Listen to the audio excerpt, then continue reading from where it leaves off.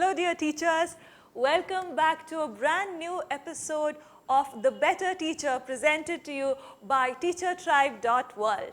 And of course, you know whom we have as a guest for these series that we have newly launched for all of you. Bala sir, our very own Bala sir, who's been with us through this entire journey of learning what it is to be an educator. Sir, thank you so much for joining us here today. Sir, today's topic is something that probably is a huge question mark for a lot of teachers out there, and I would say teachers, I wouldn't say educators because it's a broader term. Teachers, because the topic for the day is how do we manage a better parent and teacher relationship? And what we are going to focus on is, are parents and teachers partners in the development of a child? So let's start with that, sir.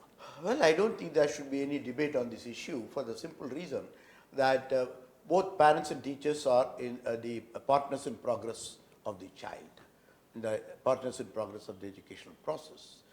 As a matter of fact, the role of the parents have been very clearly brought in the new national education policy, right? Because the new national education policy talks about, the pre-natal learning as well as the 0 to 3 years of learning. I mean, for the first time, any national education policy to talk about 0 to 3 years is very significant. That is perfectly in tune with the learning curve of any human being and also the developmental profile of the human brain. And they have therefore very clearly stated that parents need to be educated on bringing up children from 0 to 3 years onwards. And I think certain programs are being put in place to go through media and others to educate the parents on preparing the child to be learners in the school. That's where the term it talks about. The teacher-parent role is just like hand-holding both hands of the children. You can't say that one will hold, the other will leave. Therefore, what is important is a deep level of understanding between the parent and the teacher, and that's why the emotional profile of the primary school teachers and more so at the KG level becomes very significant because they deal not with the cognitive domain of the child only, but also the emotional profile of the learner. And moreover, the neural psychology says that in the formative years, children tend to be more amygdalian. In other words, emotionally responding rather than cognitive, responding by reason. Therefore, the parents need to understand that the teachers, they send the children to the school not merely for learning the letters and the numbers over there, but for preparing the child to be a competent, mentally sound learner of the future. In olden days, when we talked about the objective of education, we said the objective of learning is to prepare a learner to become a sthita prajna. What does it mean? It means that one who resides in his own consciousness. But today we have a number of problems coming in school education. One, that the children are more, stimulated, they are more restless, they are a little more aggressive, they are more, that's why the policy talks about handling isolation of children, because both parents go to work and therefore children become isolated. So handling, loneliness of children, and then they are restless, and therefore the policy talks about, holding the child in the same place for some time, staying longer in a period because we are reacting to time. So many things are coming through. So I think the parents need to understand that the teachers play a very significant contributive role in preparing the mental health of the children as well as their wellness. Therefore, to come to schools and blame the parents, my child has not learned this, that child, I think that is not good. So long the teachers say that the children are engaged, children are active, children are on the learning curve, I think that's done the job.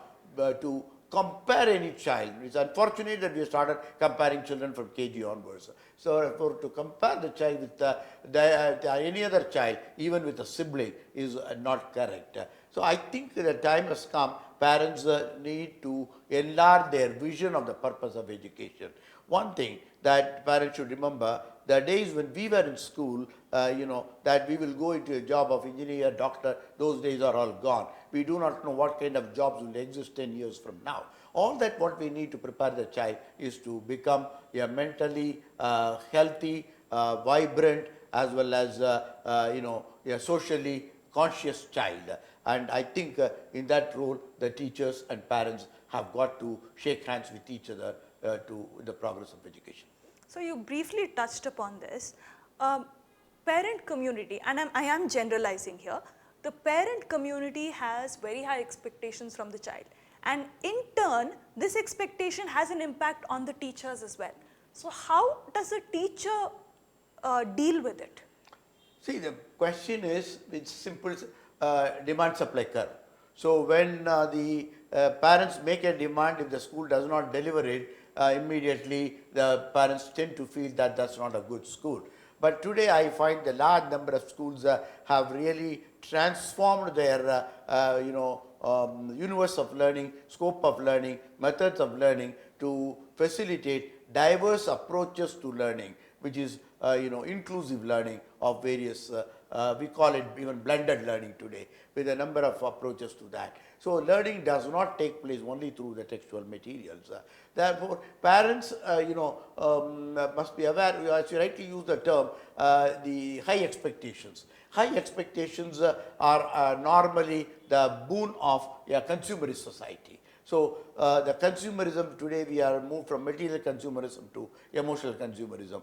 We want the child to perform what they should be performing in 18 years and 20 years over there. I think parents need to be very realistic and ensure that there is a systemic progressive growth of the child. If a child has performed very well in a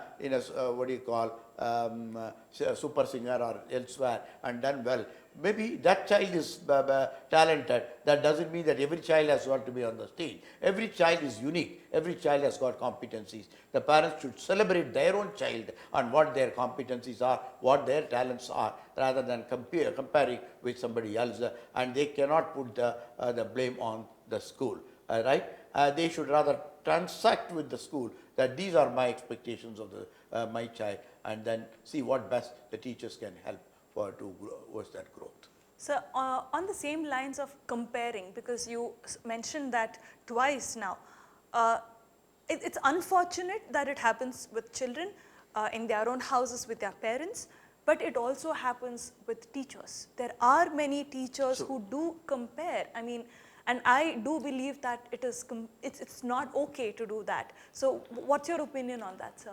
Comparisons, wherever they are, it's incorrect. It's comparison is normally done when you set something on a norm. On this norm, you are here, you are there. But process of education is not fixing people on norm, right? Process of education is liberating a learner to be at his best, to see what his potential are. In early days, we defined education as sa vidyaya vimuktaye. Education is that which liberates you from all compulsions to see that you are able to fly like a bird anywhere in the society. Today, it has become a compulsive force. I think it's a lesson that we need to learn, because when we see the number of depression cases, number of suicide cases among children because of this comparisons and others, we feel sad. I think the parents need to learn to celebrate their child rather than pick holes with what they are doing. Yeah, I think instead of comparing one child to the other, actually making the child realize of what you are and what you're capable of. That is important, what they are capable of as themselves, and not compare one to the other. I think that is what is actually hurting here. So one last question.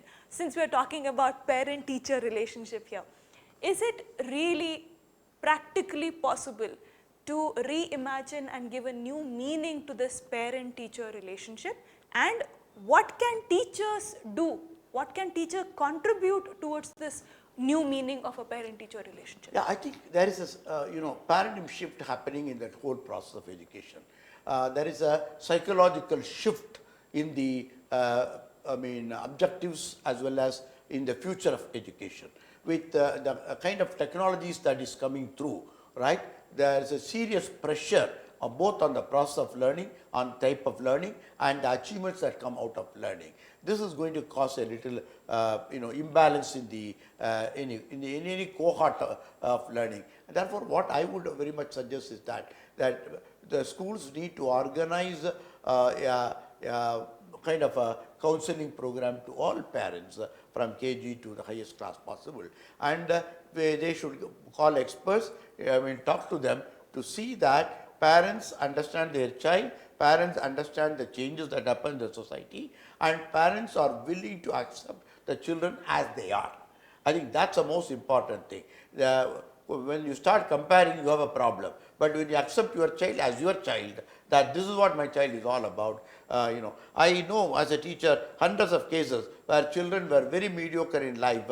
They did not get the kind of marks their parents expected, but they have become the top Achilleans in the society, achieved great achievers. So don't ever think that the kind of marks that a child gets in the school will decide the kind of the future that they are going to be. Invest on their self-confidence, invest on their entrepreneurship, invest on their decision making and ability to face life, invest on their ability to capture failure and build upon that. I think that's what a good parenting is all about.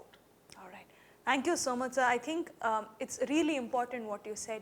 It's about investing in their confidence, investing in their ability to maybe come up with creative solutions. True. It's about decision making. It is not about the other achievements that, yeah, the other achievements will help them get better, True. but it's not all about it at all. So thank you so much for being here with us today. Dear teachers, I hope you really liked what we spoke here today, and if you have more questions, because we do understand that a parent-teacher relationship can be on both ends of a spectrum. It can be extremely good, it can be strained as well. So if you have any questions that you want us to throw some light on, please let us know, write to us, and we will speak about those questions in these episodes that we have of The Better Teacher. And we hope to see you in the next episode of The Better Teacher. Be there and we'll see you there.